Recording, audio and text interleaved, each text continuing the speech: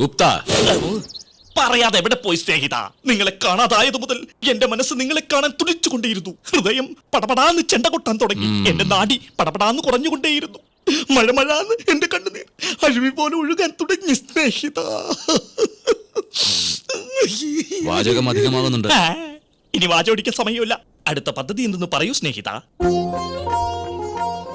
അഴകൊഴുകുന്ന അവളുടെ മുഖവും സ്നേഹം പൊഴിയുന്ന അവളുടെ കണ്ണുകളും എന്റെ കാലുകൾ അറിയാതെ അവളുടെ പിന്നാലെ പോയി. എന്റെ ഹൃദയത്തിൽ പ്രണയം വിടർന്നു. സ്വർഗത്തേക്കാൾ സുഖം നുകർന്നു. ശിവ ശിവ, ഈ ഭൂലോകത്തുള്ള പ്രേമവ്യാധി നിങ്ങളെയും പിടികൂടിയോ? ഇനിയും ഇവിടെ തുടർന്നാൽ ഈ വ്യാധി കൂടിക്കൂടി വരും സ്നേഹിത. നമ്മൾ വന്ന ജോലി തീർത്തിട്ട് എത്രയും പെട്ടെന്ന് മോളിൽ പോകുന്നതാണ് നല്ലത്. ഗുലഗുല. ശരി മുത്തശ്ശ. മുത്തശ്ശ, ഞാൻ എടുക്കേണ്ട ജീവനെ കാണിച്ചു തരൂ.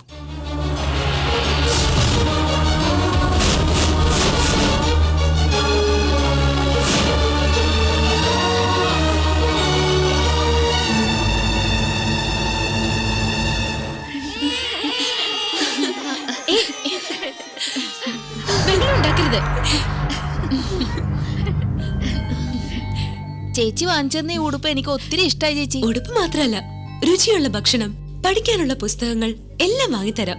പാഠങ്ങളൊക്കെ നന്നായി പഠിച്ച് വലിയ ആൾക്കാരാവണം. എല്ലാരും നന്നായി പഠിക്കില്ലേ? ഇനി നിങ്ങൾ ഒന്നും ഓർത്ത് വിഷമിക്കണ്ട. നിങ്ങളെ ഞാൻ നന്നായി നോക്കിക്കോളാം. നിങ്ങൾ എല്ലാരും ഒരു അമ്മയുടെ മക്കളെ പോലെ ഒന്നിച്ച് കഴിയണം. മനസ്സിലായോ റാണി? ഇനി ഇവരെല്ലാവരെയും നോക്കേണ്ട ചുമതല നിങ്ങളുടേതാ. ഐശ്വര്യ വിഷമിക്കണ്ട. ഈ കുട്ടികളെ നല്ലവണ്ണം നോക്കി പഠിപ്പിക്കേണ്ട ചുമതല ഞങ്ങളുടെ അല്ലേ? ആ സ്വീറ്റിംഗ് എടുക്ക. തരൂ. ഗുപ്ത, നന്മയ്ക്ക് തിന്മ ചെയ്യുന്നത് അന്യായമെന്നാൽ ഇവളെ പോലൊരു നല്ല പെണ്ണിന് ജീവൻ എടുക്കുന്നത് അന്യായമല്ലേ? എന്തിന് ഇത്തരമൊരു സംശയം വന്നത്? അനാഥരായ പിഞ്ചുകുഞ്ഞുങ്ങളെ, അമ്മയില്ലാത്ത നിർഭാഗ്യശാലികളെ അമ്മയായും കാത്തുരക്ഷിക്കുന്ന ദൈവമായും കരുണ പൊഴിക്കുന്ന ഈ പെണ്ണിന്റെ ജീവൻ എടുക്കുന്നത് ന്യായമാണോ? ജനനം മരണം എന്ന ദൈവത്തിന്റെ സൃഷ്ടിയിൽ നീ ന്യായാന്യായങ്ങൾ കാണാൻ പാടില്ല. ജനിച്ച മനുഷ്യൻ മരിക്കുന്നതാണ് സൃഷ്ടിധർമ്മം.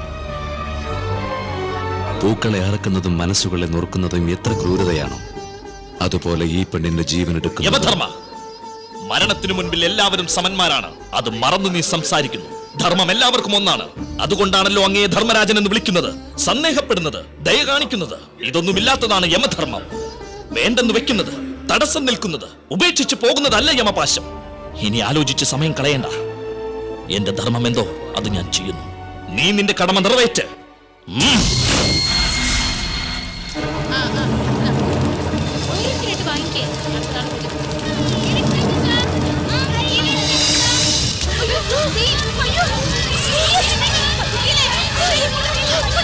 ഗുപ്ത, എന്താണ് നീ ചെയ്തത്? ആ കുട്ടികളുടെ ജീവനും അപകടത്തിലല്ലേ? വിധിപ്രകാരം അവർക്കൊരാപത്തും വരില്ല. ആയുസ് തീരുന്നത് ഐശ്വര്യയുടേത്.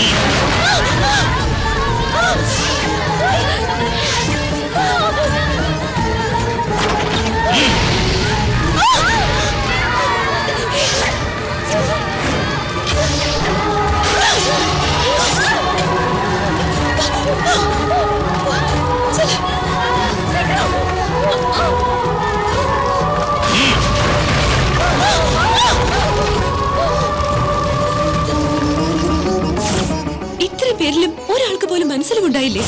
ധർമ്മരാജ, നോക്കി നിൽക്കാതെ പാശത്തെ എറിയ.